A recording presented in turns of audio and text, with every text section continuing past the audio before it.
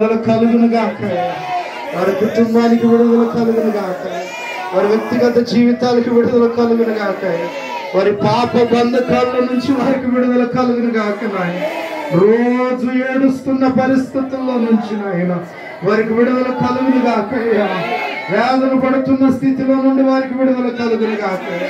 పాపంలో పడిపోయి కృంగిపోయి నలగొట్టబడిపోయి వ్యభిచారానికి ప్రభువా లోక సంబంధమైన ఆటలకు నాయన ప్రభు త్రాగుడికి వ్యసనాలకు నాయన బంధించబడిపోతున్న ప్రతి బిడ్డకు విడుదల కలుగును గాక నాయన.